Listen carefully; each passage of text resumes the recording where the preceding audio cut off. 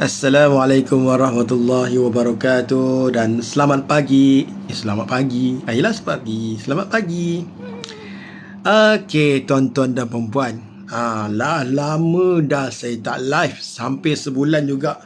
Sebab saya diuji dengan sakit. Sakit itu menghapus dosa. Alhamdulillah. Okey, malam ni saya nak kupas satu buku, iaitu Bestnya Kewangan, hasil karya KB Rahim dan Amir Hamid, dilukis oleh Cik Iza. Dia dalam bentuk apa ni? Dalam bentuk grafik. Sangat menarik. Okey, antaranya di sini dia tulis, apa penyelamat kita sekiranya ahli keluarga kita dirawat di hospital? Mesti perlukan kewangan kan? Okey. Keperluan versus kehendak. Mana satu kita nak perlukan? Contoh, beli baju. Nak beli baju dah ada, tak payah beli baju kan? Itu mana keperluan. Jadi kita perlu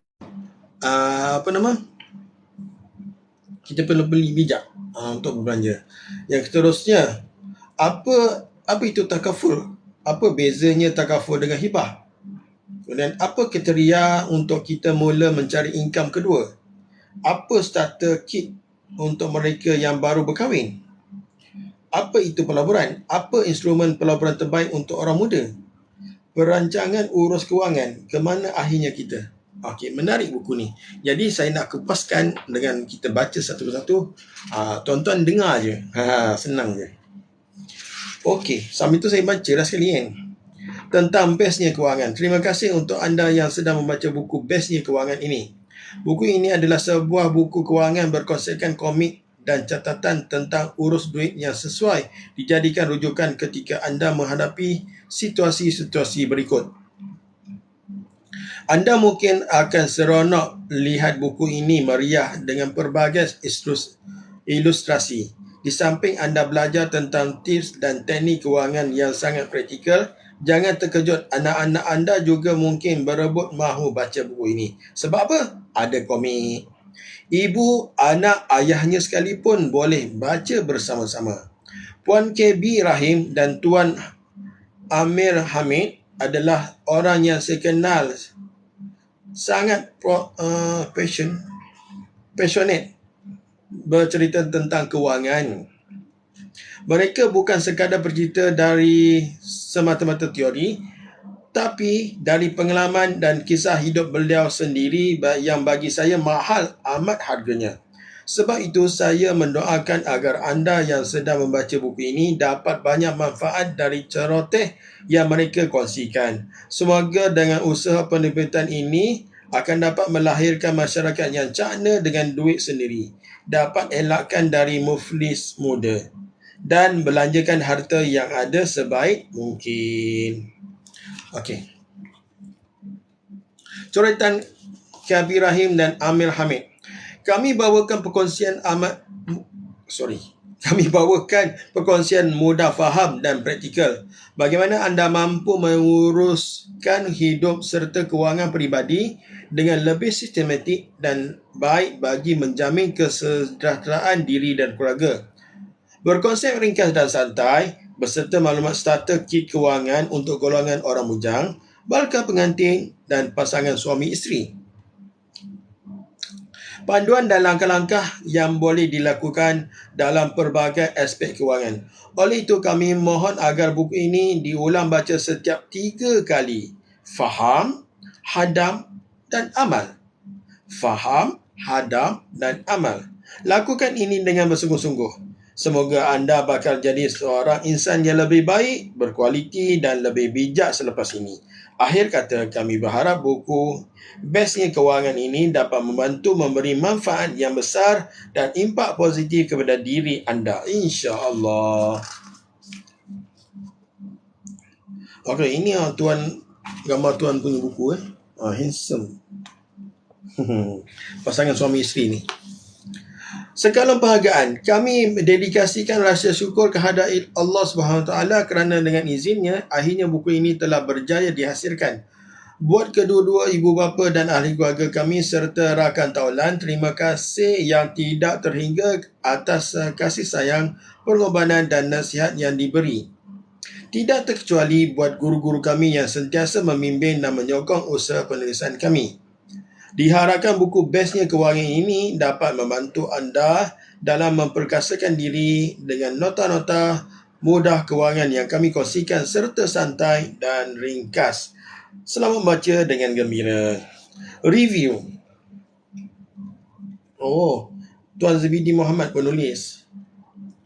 Selalu kita dengar orang berkata, duit tak boleh bawa mati, tapi tak ada duit rasa macam mati. Rasa macam nak mati. Duit tak boleh beli kasih sayang, tetapi kasih sayang hilang bila tak ada duit. Duit tak boleh beli tidur, tapi tak ada duit tidur pun tak lena. Duit tak boleh beli kesihatan, tapi nak sihat perlu duit. Betul tak? Itulah gambaran besarnya kuasa dan peranan duit dalam kehidupan manusia. Tapi yang pasti duit, jika berada di tangan orang yang kurang bijak mengurus, tidak akan berada lama dalam poketnya. Hidup sentiasa susah dan penuh dengan keluh kesah. Sebab itu Islam menuntut penganutnya menuntut ilmu pengurus kehidupan dengan bijaksana agar tidak susah di kemudian hari. Allah Subhanahu Wa Taala berfirman dalam surah Yusuf ayat 47 hingga 48. Dia, Yusuf berkata, agar kamu bercucuk tanam 7 tahun berturut-turut sebagaimana biasa. Kemudian apa yang kamu tuai hendaklah kamu biarkan ditangkainya, kecuali sedikit untuk kamu makan. Kemudian setelah itu akan datang 7 tahun yang sangat sulit, yang menghabiskan apa yang kamu simpan untuk menghadapinya. Tahun sulit, kecuali sedikit dari apa bibit gandum yang kamu simpan. Maksudnya di sini perlu ada simpanan. Berpandukan kepada kewajipan yang diamanahkan oleh Allah SWT seperti zakat, nafkah, sedekah dan sebagainya. Manusia perlu bijak menjadikan harta dan kekayaannya sebagai pembangkit jalan takwanya menuju akhirat. Tapi untuk bijak kerana ada ilmu pengetahuan pengurusan kewangan yang betul. Buku bestnya kewangan ini sangat menyeluruh serta santai cara penyampaiannya. Membacanya mampu menyuntik satu semangat pada pembaca faham, hadam dan amal semua tips yang diberikan untuk terus bertindak mengurus kewangan diri secara baik. Orang yang berjaya mengurus kewangan dengan baik, kehidupan mereka lebih terurus dan tersusun. Hati mereka lebih tenang beribadah kepada Allah. Sebagai seorang ketua keluarga dan ayah, saya akan pastikan semua anak-anak saya akan memiliki dan membaca buku ini yang saya percaya boleh menjadikan mereka bijak mengurus kewangan dan poket mereka. Okey, kita pergi ke testimoni pembaca. Sungguh saya terpukau, teruja dan terpesona melihat isi kandungan buku ini. Jika buku ini lebih dahulu zaman saya muda, semestinya tahap kewangan saya mantap. Namun belum terlambat jika ada yang mula mahu merancang kewangan. Buku ini jawapan yang terbaik dan mesti dimiliki. Puan Sri Diah Saharudin. Yang kedua, Tuan Zamri Muhammad. Ringgit dan sen sentiasa menjentik emosi kita. Ketika duit kurang, kita resah. Ketika duit berlebihan, kita teruja. Lama kelamaan kita berada dalam roller coaster emosi yang tidak sudah-sudah. Betul? Bila banyak duit, gelisah juga kan? Nak belanja sini, belanja sana, belanja sini. Bila tak ada duit, gelisah. Mana nak cari duit, macam mana nak beli makanan kan? Ada duit susah, tak ada duit pun susah. Okay, kita sambung lagi. Kita perlukan emosi pertengahan dan akal yang melihat wang sebagai alat mencapai damai. Maka ilmu pemula yang bertahap mesti ada dalam diri. Komik ini adalah ikhtiar awal pendidikan kewangan yang mengujakan. Semakin dibaca, semakin diingat. Semakin terdorong untuk berbuat sesuatu. Seterusnya, daripada Puan Tengku Nur Husni binti Tengku Abdul Razak. Katanya, saya buka sahaja buku terus terasa teruja. Kenapa saya rasa teruja? Sebab first impression, saya lihat reka bentuk buku yang santai. Terus hilangkan dendam ketakutan kepada ilmu kewangan. Ya, dulu saya pernah takut apabila menyebut mengenai pengurusan kewangan peribadi. Saya takut sebab kalau saya uruskan betul-betul, saya terpaksa berjimat dan tidak boleh berbelanja. Sebenarnya saya silap. Ketakutan itu punca saya berdepan dengan masalah kewangan sehingga saya berjumpa dengan orang-orang yang berani. Maka saya sekarang sudah improve pengurusan kewangan. Saya boleh berbelanja dengan lebih tenang. Buku ini wajib dibaca oleh semua orang, terutama orang muda. Ilmu kewangan bukan untuk ditakuti. Mungkin ramai yang takut kerana kebanyakan buku-buku lain ada banyak nombor fakta. Otak kita terus stres. Pendekatan buku ini paparkan kelainan dan berbeza dari buku-buku lain. Santai, ringkas dan sangat menarik. Sambil membaca dan hadam serta kita lebih mudah faham. Kepada pembaca, buku ini wajib dibeli tahun ini untuk 10-30 tahun hidup kita akan datang. Jadi tak rugi memiliki buku ini. Okey, ini bukunya. Bestnya kewangan dalam bentuk komik. Mudah untuk kita faham. Ilmu lebih penting dari harta. Kamu perlu lindungi harta dari dicuri. Sedangkan ilmu yang melindungi kamu dari harta dicuri. Menarik kan kata-katanya? Saya ulang sekali lagi. Ilmu lebih penting dari harta. Kamu perlu lindungi harta dari dicuri. Sedangkan ilmu yang melindungimu dari harta dicuri. Jadi pentingnya kita menuntut ilmu. Okey, topik 1. Dalam bentuk komik. Menarik. Saya bacakan untuk tuan-tuan dan perempuan. Topik 1. 4 jenis manusia. Siapa kata hanya orang kaya sahaja layak urus kewangan? Tak. Bukan orang kayanya. Orang kita, orang B40 pun boleh macam saya ni. Orang mahain.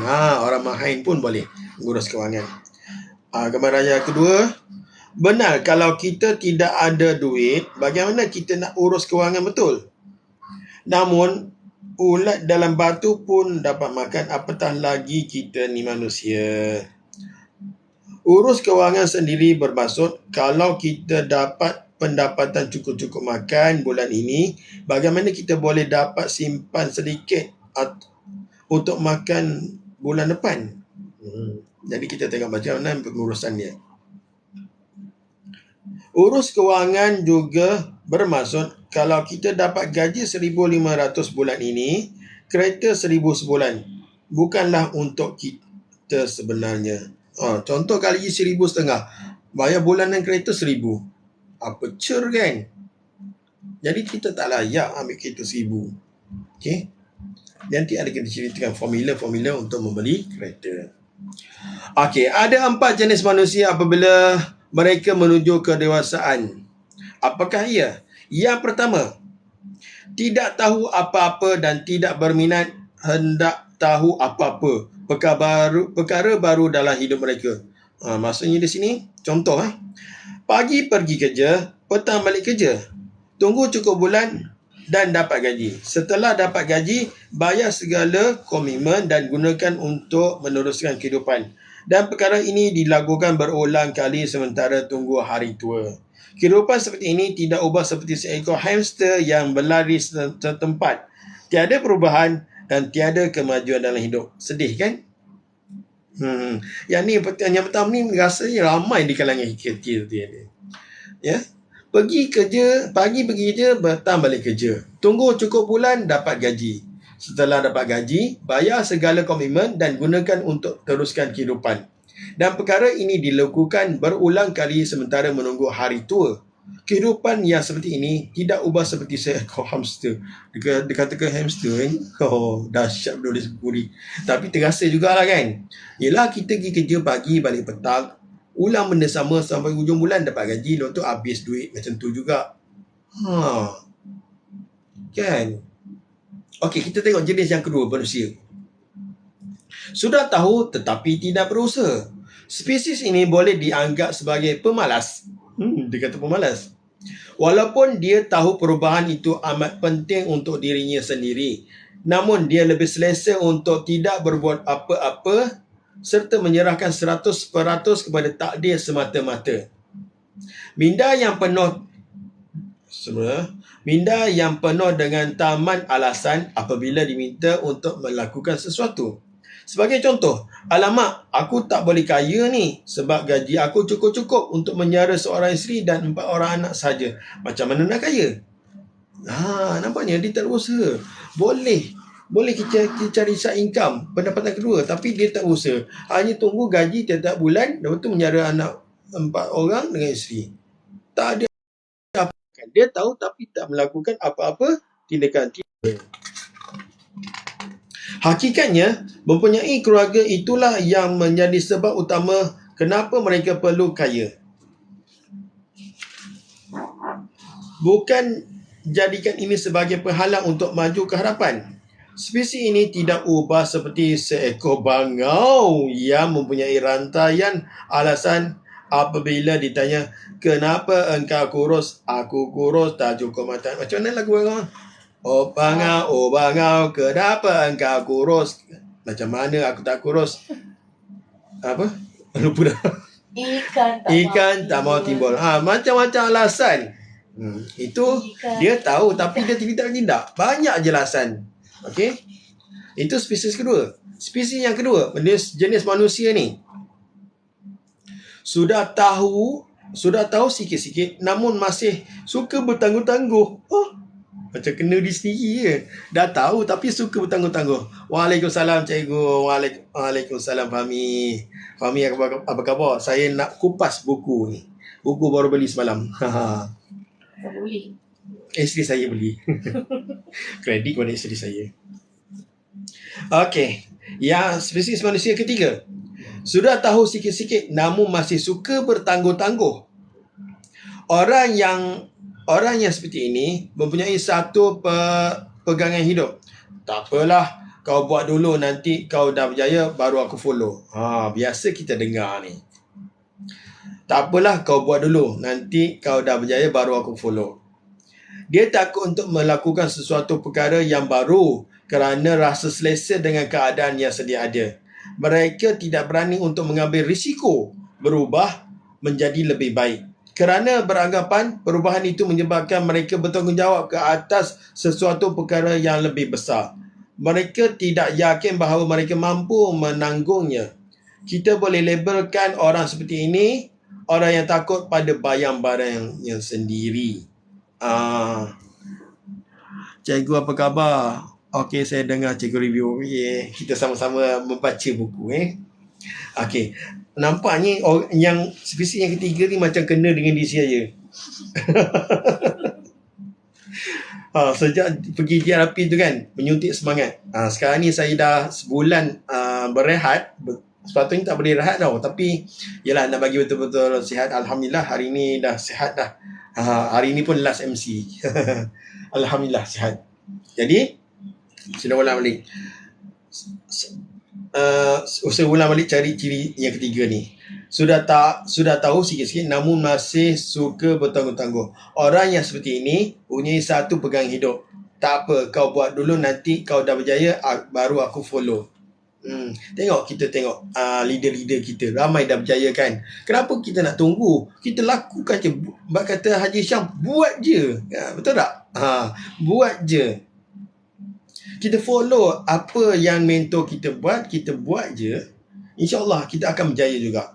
Jangan berada selesa pada keadaan sekarang ni. Okey, kita perlu buat sesuatu supaya extraordinary. Betul tak? Fahmi? Okey, ciri yang keempat. Ya, betul, jalan terus. Seterusnya, ciri-ciri yang keempat manusia. Tahu sedikit, terus buat tindakan. Ini tim-tim kita ni, PG1M. Tahu sedikit, terus buat tindakan.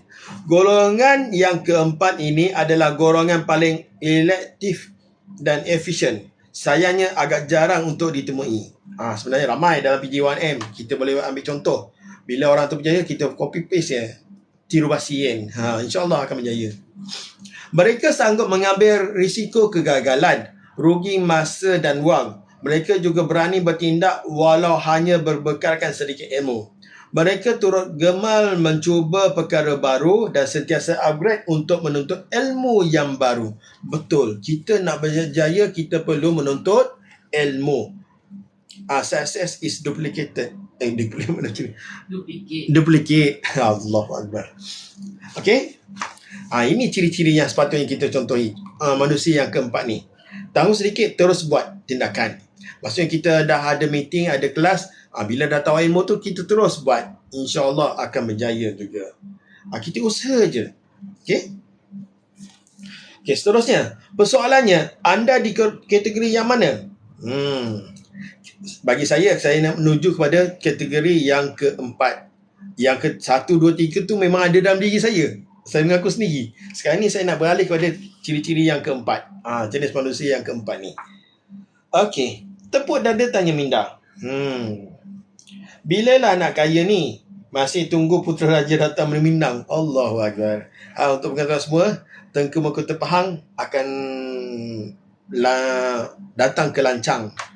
Sesiapa yang nak jumpa dengan Tengku Hasanah, bolehlah datang ke Lancang pukul 10.30 pagi. Untuk merasmikan di Kuala Gandah. Gajah. Yalah. Okey, topik yang kedua. Kita pergi ke topik yang kedua.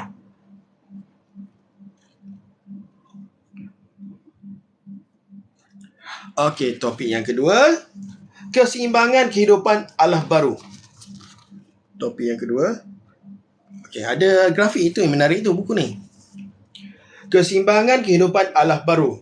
Yang pertama, ada orang yang punya gaji besar. Dengan gaji tersebut, dia dapat membayar ramai orang yang memudahkan kerja-kerja mereka. Ini soalan majikan yang bagus lah. Ada orang yang punya gaji besar. Dengan gaji tersebut, dia dapat membayar ramai orang yang memudahkan kerja-kerja mereka. Maksudnya dia berkongsi rezeki kan. Okey, grafik yang kedua ni. Ada orang yang juga bergaji besar, namun semua kerja mereka lakukan sendiri sehingga tiada masa untuk anak dan isteri. Grafik yang ketiga, ada orang bergaji kecil. Kerana gaji kecil itulah mereka melakukan banyak kerja sampingan sehingga tiada masa untuk keluarga. Seterusnya, ada juga orang yang bergaji kecil tetapi tetap ada masa dan ruang untuk anak dan isteri. Orang begini direzekikan kemahiran pengurusan kewangan dan keperluan diri. Kita nak ambil yang mana ni sebaiknya? Okey, seterusnya. Yang seterusnya. Dulu-dulu bolehlah orang jadi kaya. Harga barang tak mahal. Hari ini nasi lemak pun sudah berharga RM3 tau. Ini biasa kita dengar orang komplain macam tu kan. Okey, zaman dahulu, setiap orang mesti belajar dan lulus dengan cemerlang, dengan harapan mereka bagai mendapat pekerjaan yang bagus. Sama ada suka atau tidak dengan pekerjaan yang kita lakukan, yang penting kita meraih gaji yang stabil dan lumayan. Ini kerana masyarakat umum menilai kekayaan dan kebahagiaan daripada pangkat atau gelaran seseorang, seperti kerjaya seorang doktor, peguam atau jurutera. Keseimbangan hidup bagai tiada dalam kamus, kerana lebih banyak masa dihabiskan di tempat kerja sehingga kita melupakan aspek-aspek yang sama penting seperti sistem kekeluargaan dan sosial. Jika kita tidak berada dalam lingkungan ini, kita dilabelkan sebagai golongan yang kurang berjaya atau gagal dalam perspektif masyarakat. Ini yang banyak berlaku pada kita semua kan. Buku ni memberi kesedaran jugalah. Memang pun. Okey, kita tengok hari ini.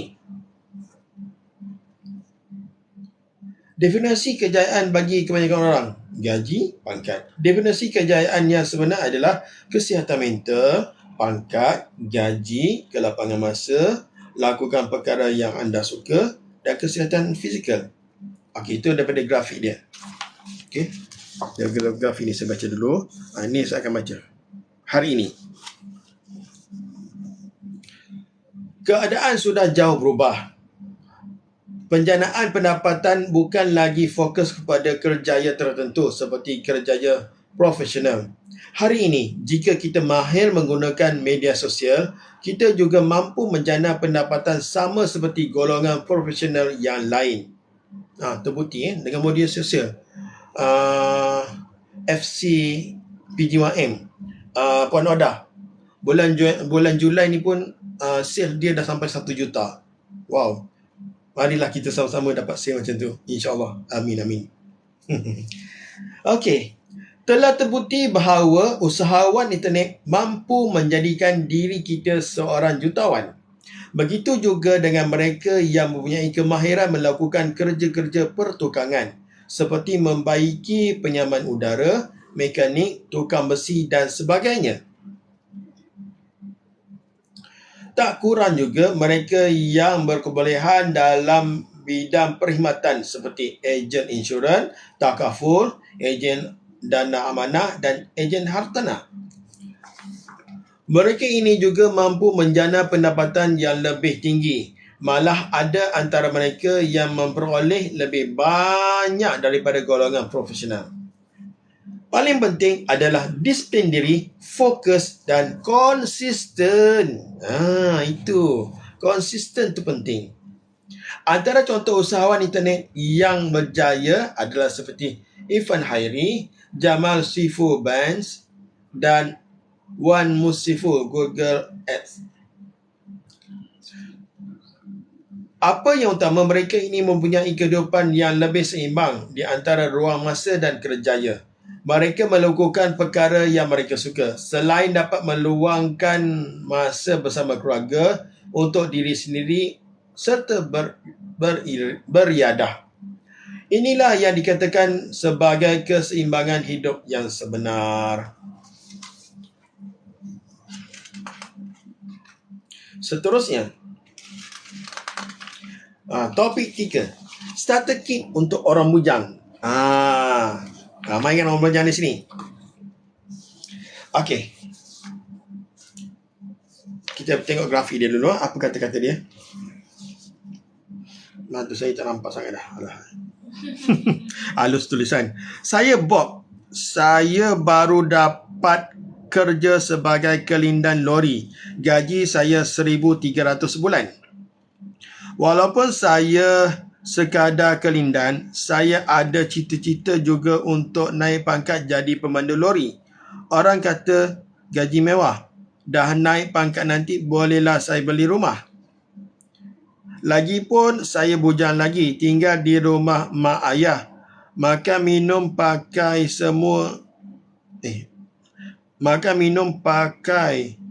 semua ditanggung. Duit gaji semua saya simpan. Nak beli apa lagi pun kan? Betul lah. Tiba-tiba ada grafik gambar kemalangan. Kita nak tahu cerita lanjut, kita baca Walaupun saya si bujang, happy, sedih juga kalau lihat buku akaun setiap bulan. Biasa berlaku kan? Orang kata apabila kerja Orang kata apabila kerja kena mula simpan duit. Salah tonasi. Ulang balik. Orang kata apabila kerja kena mula simpan duit, beli rumah cepat-cepat, senang. Itu zaman ibu bapa kita ajar kita dulu.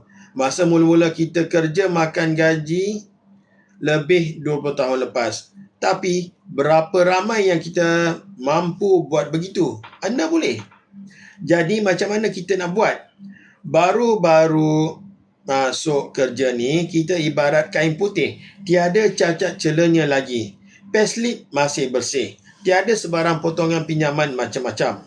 Semuanya masih masuk poket kita 100%. Duduk pula dengan mak ayah. Boleh dikatakan masih hidup dalam keadaan tajaan pa dan ma. Betul kan? Mula dah dapat kerja kan dulu. Okey. Kemudian ada grafik 3 ni. Saya bacakan. Belanja, komitmen, simpanan dan takaful. Yang pertama belanja. Kedua komitmen. Yang ketiga, pecahan ketiga ni simpanan dan takaful. Sebaik-baiknya gaji tersebut dibahagikan kepada 3 bahagian. Dibahagikan kepada 3 bahagian. Kata penulis ni. Bahagian pertama untuk perbelanjaan. Seperti membeli pakaian, makan dan minum, beriadah, kos pengangkutan dan sebagainya. Kebanyakan perkara yang ada di ruang ini adalah suatu yang kita boleh kawal dan jimat. Itu bahagian pertama, perbelanjaan. Bahagian kedua, komitmen. Komitmen ini adalah seperti pembayaran balik pinjaman pendidikan dan membayar ansuran motor sekiranya ada. Memandangkan kita masih tinggal bersama ibu bapa, anggaplah mereka ini sebagai komitmen kita. Oleh itu, dari gaji kita yang peroleh ini, jangan menidakkan hak mereka. Hululah 102 agar gaji kita lebih berkat dan hidup lebih bahagia. Manakala 1/3 yang terakhir, iaitu bahagian yang ketiga ni, kita perlu fokus untuk menyimpan demi masa depan. Dan duit ini juga kita boleh anggap sebagai tabung kecemasan. Ingat tu. Sebagai tabung kecemasan di saat-saat memerlukan. Oleh kerana kita masih baru di alam pekerjaan, adalah lebih baik simpanan ini disimpan di ASB atau tabung haji dahulu. Apabila pendapatan kita telah bertambah setelah beberapa tahun bekerja, barulah kita boleh fikirkan untuk menyimpan dan melabur di skim dana amanah atau unit trust. Pada masa yang sama, kita mulakan simpanan di ASB atau tabung haji. Maksudnya di sini 1/3 untuk belanja, 1/3 untuk komitmen, satu lagi untuk simpanan dan juga takaful. Contoh, kalau gaji 3,000, 1,000 untuk belanja, 1,000 untuk komitmen, 1,000 untuk simpanan dan takaful. Banyak tu kan? Tapi menurut kata pakar kewangan Malaysia, Tuan Azizi Ali, kalau kita simpan sekurang-kurangnya 10% pun dah memadai. 10% dari gaji kita. Kalau gaji 3,000, 300 lah. Simpan tak usik-usik. Jangan usik. Itu sebagai kita kalau boleh dapatkan simpanan dana kecemasan 3 bulan gaji. Kalau gaji kita 3,000, kita ada dana kecemasan sebanyak 9,000. Macam mana nak buat? Nanti saya akan storykan. Okey, dia sambung balik. Ingat ya, jangan lupa untuk mencarum takaful sekali. Bukan kerana nak mendoakan diri sendiri cepat pergi, tetapi sebagai persediaan sekiranya ditimpa musibah seperti cacat kekal atau sakit kronik seumur hidup. Jika tiada takaful, siapa nak sara hidup kita? Takkan mak ayah lagi, bukan? Mencarum takaful seawal mungkin adalah lebih murah berbanding 10 tahun akan datang. Macam saya dah lewat. Tapi Alhamdulillah saya disediakan oleh isteri saya. Mencarum juga. Ambil apa nama? Takaful. Prudential. Contoh Prudential yang kami ambil. Okey. Tips. Tips. Macam mana nak rekod perbelanjaan harian? Boleh guna app seperti Money Tracker, WhatsApp atau buku nota 555. Macam saya letak dalam Google Sheet. Perbelanjaan harian, komitmen, belanja dan juga simpanan. Saya berdasarkan itulah macam mana nak manage kewangan saya setiap bulan. Okey, rancang bajet harian, mingguan dan bulanan. Kita sendiri tentukan berapa RM untuk breakfast, lunch dan dinner mengikut gaya hidup dan kemampuan diri. Rancang bajet harian, mingguan dan juga bulanan. Seterusnya, bagaimana menabung dengan cara mudah dan mampu melakukannya? Bagaimana menabung dengan cara mudah dan mampu melakukannya. Okey. Boleh memulakan dengan menyimpan duit kertas berwarna biru, iaitu RM1 atau hijau, RM5. Pastikan disimpan di dalam bekas yang lut sinar agar memberi semangat pada kita untuk terus mengisi tabung ini. Contoh, simpan semua duit RM1 yang kita dapat pada bila-bila masa. Kemudian masukkan dalam bekas lut sinar apabila sampai di rumah. Genap 30 hari, keluarkan dan kira. Alhamdulillah. Jumlah yang terkumpul, terus masukkan ke ASB atau tabung haji. Mudah kan? Jadikan ini amalan wajib yang berterusan. Jika sudah terbiasa, boleh upgrade kepada RM5 pula. Grafik seterusnya. Bukan sebab duit Bukan sebab duit yang membuatkan manusia kaya, tapi sebab ilmu menguruskannya. Saya ulang sekali lagi. Bukan sebab duit yang membuatkan manusia kaya, tetapi sebab ilmu menguruskannya.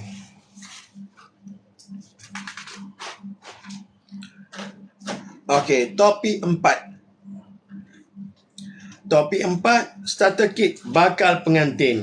Ramai di sini di kalangan yang menonton ni ada nak berkahwin ke tak lama lagi kan? Okey, saya nak kongsi sedikit.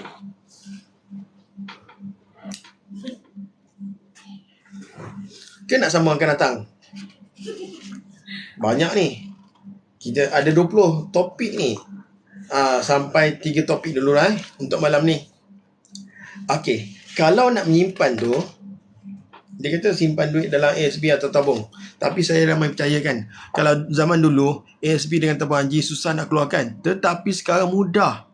Apakah tips-tips untuk menyimpan supaya tidak mudah keluar? Kita beralihkan kepada simpanan emas. Tuan-tuan dan puan-puan, sekiranya nak menyimpan emas dengan serendah RM100 saja boleh di Public Gold.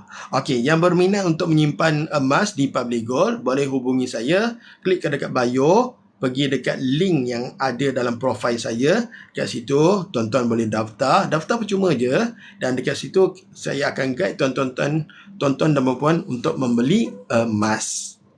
Emas fizikal tuan. Beli emas dapat emas. Tak gitu. Okey, rasanya itu sahaja perkongsian saya daripada malam ini. Rasanya dalam 40 minit lah. Okey, kita baru sampai topik yang ketiga. Esok kita sambung topik yang keempat. Okey, jumpa lagi. Apa yang penting, beli emas dapat emas di tangan. Tak gitu. Assalamualaikum warahmatullahi wabarakatuh.